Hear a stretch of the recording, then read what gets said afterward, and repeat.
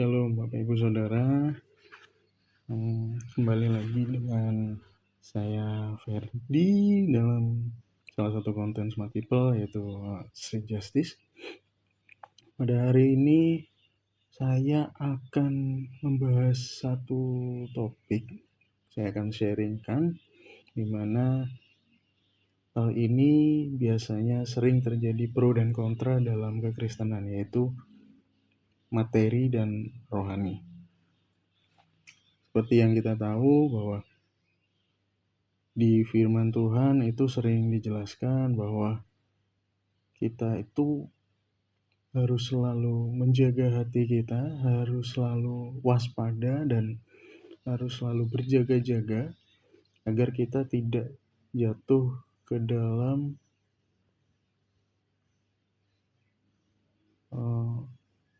fokus yang berlebihan untuk mengejar materi, ya. Tapi di sini materi itu apa sih? Yang seperti kita tahu, seperti uang, harta, atau mungkin barang-barang, hal-hal yang menurut kita yang kita butuhkan dan yang kita inginkan ketika kita hidup di dunia ini, ya, seperti sekarang. Dan konteks materi ini dalam sisi rohani itu rancu, ya Bapak Ibu Saudara. Ada yang ngomong bahwa materi itu penting, ada juga yang memiliki pandangan bahwa materi itu nggak penting. Nah, seperti yang kita tahu kalau Yesus itu mengajarkan bahwa janganlah kita sampai cinta sama uang, ya. Terus di mana hatimu berada, hartamu berada. Dalam artian seringkali materi ini dijadikan bahwa sesuatu yang kita kejar dalam konteks benda ataupun barang ataupun hal-hal duniawi yang ada di dunia ini itu adalah sesuatu yang harus kita waspadai, gitu. Karena Yesus pun tahu bahwa ketika kita terlalu fokus untuk mengejar hal-hal yang duniawi seperti mengejar harta, kekayaan, dan lain sebagainya, itu kita bisa lengah dan pada akhirnya kita bisa jatuh ke dalam dosa ketika kita tidak bisa meng-spare bagian di mana lebih penting materi atau rohani. Jadi kita coba lihat dari dua sisi, Bapak Ibu Saudara, ya. Jadi ada dua perspektif di mana ada yang bilang materi itu penting, ada yang bilang materi itu nggak penting. Tetapi apa menurut firman Tuhan itu penting atau tidak?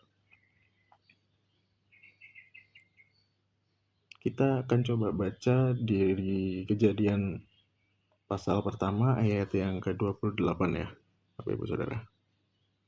Kita akan coba baca Kejadian pasal pertama ayat 28. Nah, di sini ketika Tuhan pertama kali menciptakan Adam, Allah berfirman,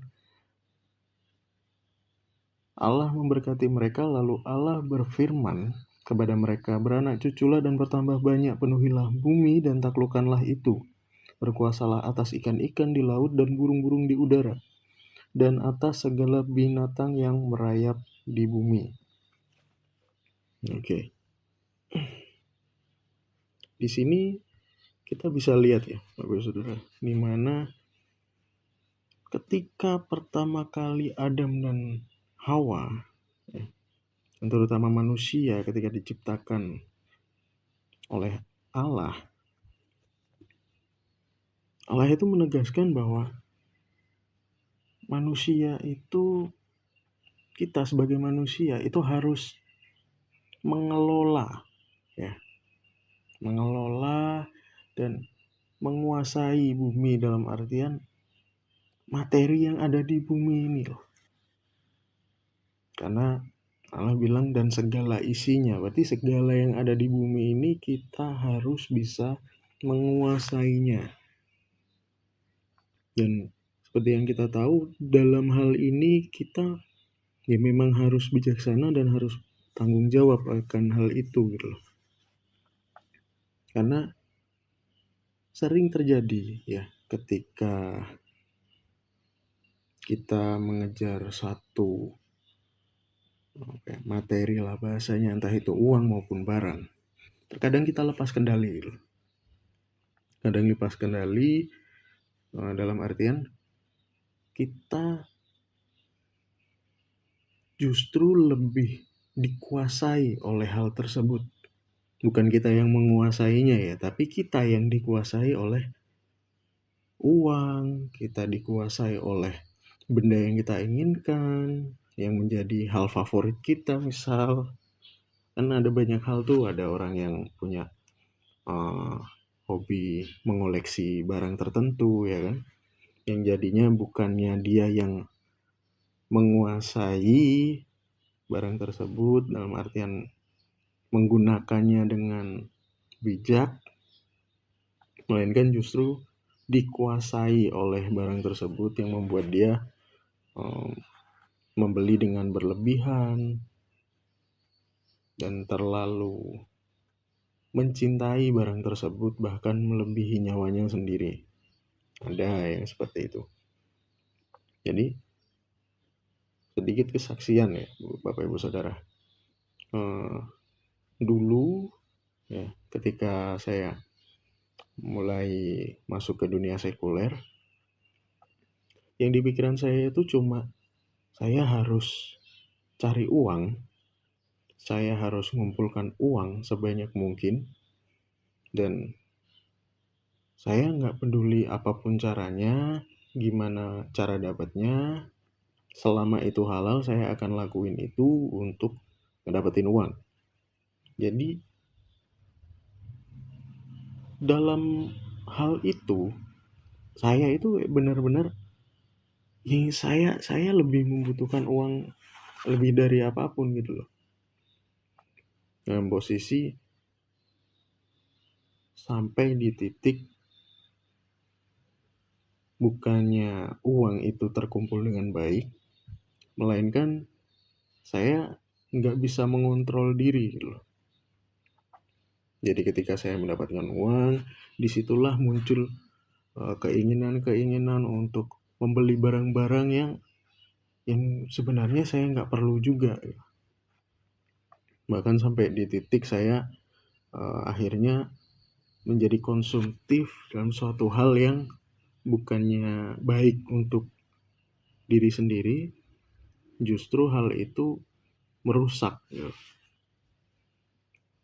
Nah, di situ saya belajar bahwa ketika saya sampai di titik terendah di mana saya baru tersadar saya sudah bekerja sedemikian rupa, berusaha mencari uang sedemikian rupa, tapi bukannya saya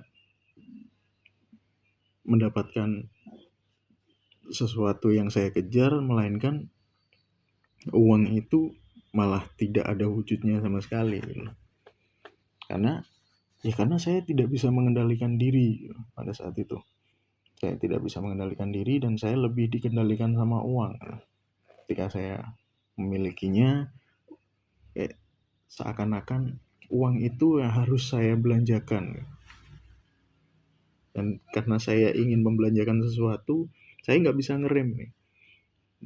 Saya nggak bisa menentukan bahwa ya saya memang butuh benda itu atau enggak gitu.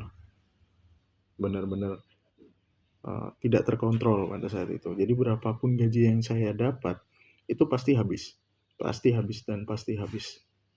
Dan saya sampai tidak bisa memiliki tabungan sedikit pun gitu pada saat itu. Nah, di sini kita sama-sama belajar ya, termasuk saya pribadi juga pun belajar. Nah, saat ini pun masih belajar gitu loh, untuk mengatur uang dan memanage keuangan saya gitu kan. Dimana terjadi perbedaan yang begitu besar ketika kita benar-benar bisa mengontrol diri kita dalam hal materi dibandingkan dengan ketika kita yang dikontrol oleh keinginan kita dalam hal materi tersebut gitu.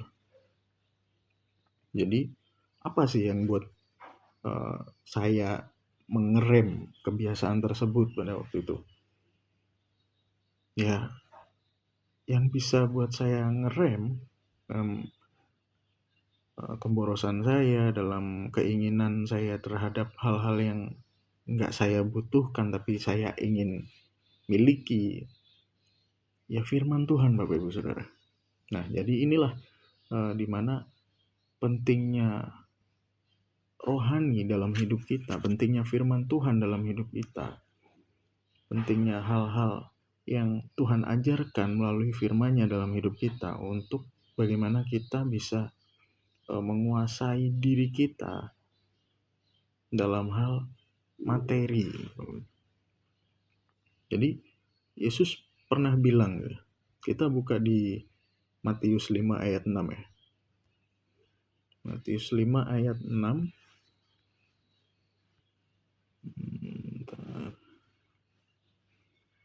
Oke. Matius 5 ayat 6 di sini dikatakan, berbahagialah orang yang lapar dan haus akan kebenaran karena mereka akan dipuaskan. Jadi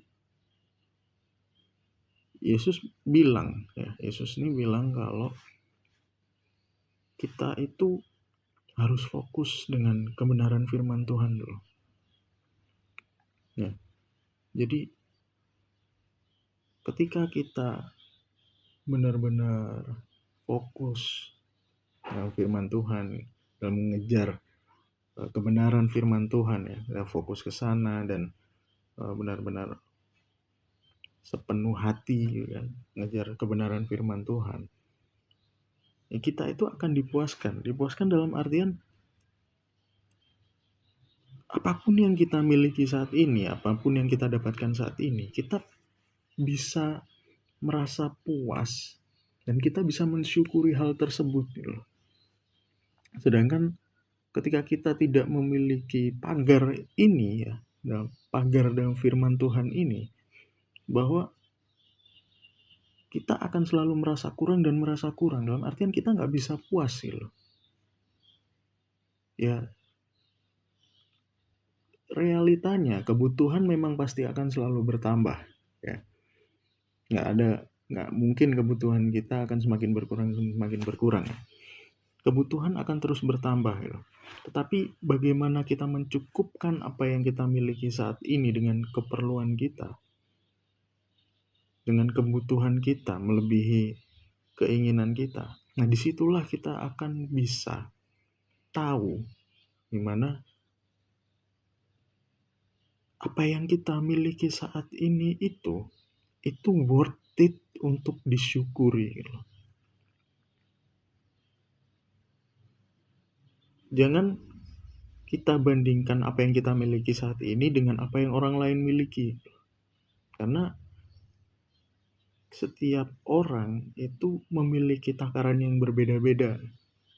Kita memiliki takaran yang berbeda, orang lain pun memiliki takaran yang berbeda, dalam artian dalam berkat yang didapat maupun dalam penguasaan diri yang dapat mengontrol berkat yang diberi Tuhan tersebut gitu. Nah, ketika kita dikasih wadah yang besar sama Tuhan ya, wadah berkat yang besar, tetapi kita tidak memiliki kemampuan untuk menguasai hal tersebut, dalam artian kita tidak mampu menguasai diri untuk memanage berkat dari Tuhan tersebut secara bijak, ya Tuhan pun tidak mungkin asal kasih berkat gitu aja ke kita gitu. Yang membuat pada akhirnya berkat itu cuma jadi hal yang sia-sia buat hidup kita, bahkan bisa membuat kita jatuh ke dalam dosa. Jadi apa sih yang jadi patokan Tuhan untuk kita, yang menunjukkan bahwa kita mampu mengontrol diri dalam hal tersebut, yang pada akhirnya nanti akan Tuhan upgrade lagi ya, wadah yang kita miliki, dalam artian takaran berkat yang akan kita dapatkan.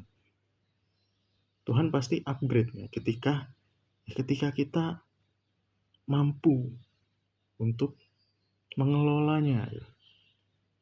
Ya, seperti yang Tuhan firmankan, bahwa ketika kita setia dalam perkara kecil, Tuhan akan kasih perkara yang besar. Jadi Tuhan itu nggak akan diam. Tuhan tahu yang kita butuhkan, Tuhan tahu yang kita inginkan.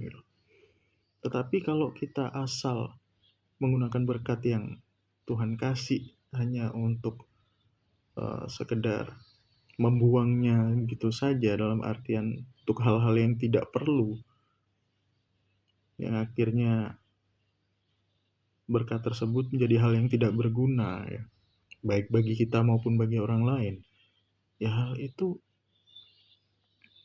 akan membuat kita malah semakin susah untuk mensyukuri apa yang kita miliki. Nah, jadi gimana yang bisa kita lakukan agar kita mampu mengontrol? Jadi yang pertama, kita bisa gunakan berkat yang Tuhan kasih ke kita itu untuk melayani. Contoh, dalam hal yang umum ya Bapak Ibu Saudara, dalam berkat keuangan. Jadi ketika kita mendapatkan berkat lebih dalam keuangan kita, gak semuanya berkat itu harus kita gunakan untuk keinginan kita. Karena terkadang Tuhan sengaja memberi kita lebih untuk melihat bagaimana kita menggunakan berkat tersebut. Apakah kita akan menggunakan berkat tersebut dengan bijak dan sesuai dengan kehendak Tuhan, seperti menjadi berkat buat orang lain, ya kan, memberi kepada orang yang membutuhkan, lalu mendukung kayak hal-hal rohani, seperti gereja ini ingin mengadakan pelayanan, ya kita support dengan apa yang kita bisa, yaitu kalau kita konteksnya kita lebih dalam keuangan, ya kita support dalam keuangan. Banyak hal yang bisa dilakukan. Dengan barang pun sama yang kita miliki. Entah itu mobil, entah itu rumah yang dipakai untuk ibadah, entah itu kita memiliki kemampuan memasak untuk menjadi berkat buat orang-orang sekitar maupun dalam pelayanan gereja. Jadi hal inilah yang akan Tuhan pakai ya untuk jadi patokan sejauh mana kita mampu menguasai diri kita atas berkat-berkat yang Tuhan berikan gitu. Apakah kita bisa menguasai diri untuk tidak berlebihan menggunakan berkat tersebut untuk kepentingan pribadi, atau kita dapat dipercaya untuk diberi berkat lebih lagi untuk memuliakan nama Tuhan ya, melalui hidup kita, melalui materi yang kita miliki yang Tuhan sudah beri. Nah, seperti yang kita lihat, kita coba baca di 1 Korintus 1 Korintus pasal 7 ayat 31. Jadi dikatakan, siapa mempunyai harta di dunia ini, hendaklah ia mempergunakannya sama seperti yang tidak mempunyai, karena dunia ini sedang lenyap. Nah, jadi ayat ini itu nge-reminder kita ya, untuk mengingatkan kita bahwa hal-hal materi di dunia ini ataupun kekayaan yang kita miliki ya, itu cuma bersifat sementara. Dalam artian posisi kita mungkin saat ini sedang memiliki kekayaan yang luar biasa, tapi ketika kita tidak bisa bijak menggunakannya dalam artian sesuai dengan kehendak Tuhan, Tuhan bisa saja memutarbalikkan hal tersebut semudah membalikkan tangan ya, yang menghabiskan apa yang kita miliki dalam sekejap mata ya. Nah itulah yang dimaksud bahwa kekayaan duniawi itu sifatnya sementara, nggak bisa kita miliki selamanya. Makanya ada mungkin sering kita dengar ya, memiliki kekayaan yang 7 turunan nggak bakal habis ya. Jadi ada kalau konglomerat nih, kalau dilihat kekayaannya nggak bakal habis sampai 7 turunan ya. Nah kenapa dibilang 7 turunan? Ya karena harta itu bisa habis kapan aja. Ya mungkin setelah keturunan ketujuh masih ada ya.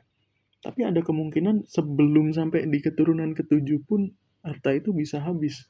Karena apa? Ya karena kelalaian kita yang nggak bisa mengontrol diri dalam mempergunakan harta, mempergunakan uang, mempergunakan materi yang kita miliki.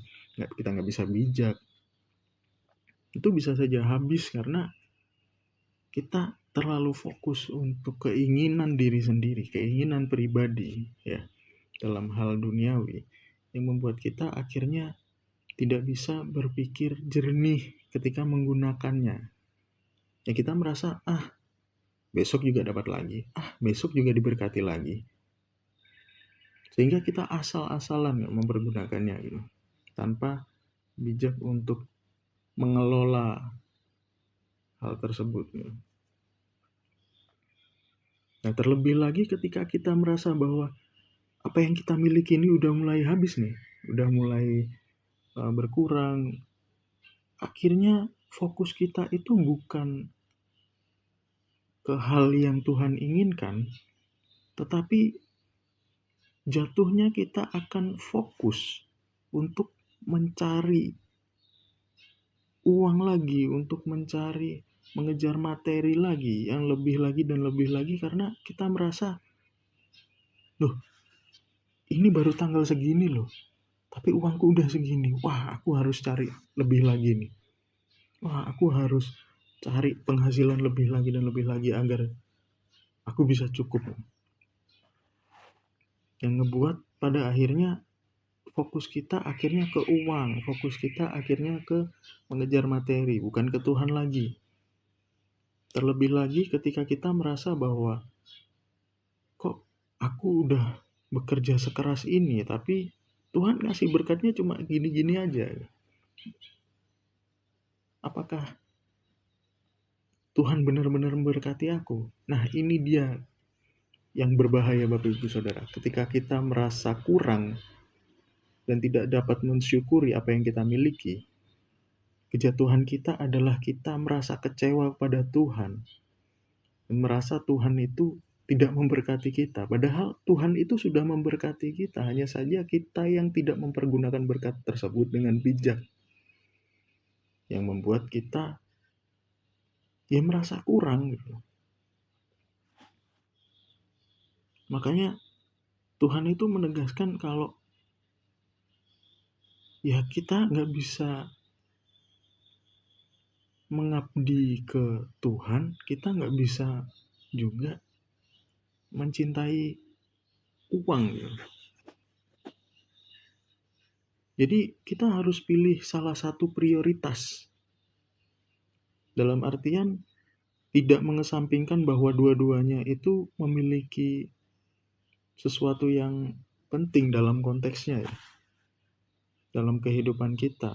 Karena sifat materi itu hakikatnya netral Bapak Ibu Saudara.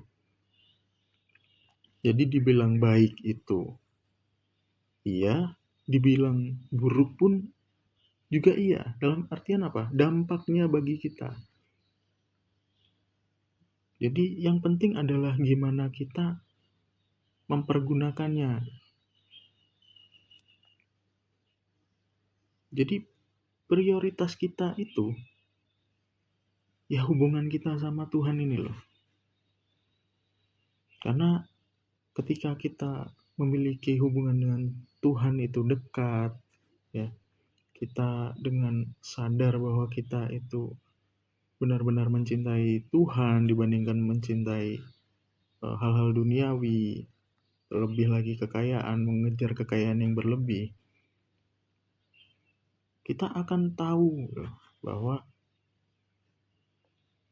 damai sejahtera itu sebenarnya bisa kita dapatkan dari Tuhan, bukan dari kekayaan yang kita punya. Jadi hubungan kita dengan Tuhan itulah yang menentukan seberapa besar kebahagiaan dan damai sejahtera sukacita yang kita miliki dibandingkan kekayaan yang kita miliki, dibandingkan materi yang kita miliki. Orang yang memiliki handphone Android yang seharga 1 jutaan itu kebahagiaannya itu tidak kurang dari orang yang memiliki handphone seharga puluhan juta gitu. Karena memiliki fungsi yang sama gitu. Sama-sama digunakan untuk berkomunikasi, sama-sama digunakan untuk mencari informasi secara global, secara online ya, seperti pada saat ini. Jadi bukan nominal atau harga dari bendanya, tapi bagaimana kita mempergunakannya dalam kehidupan kita sehari-hari, itulah yang menentukan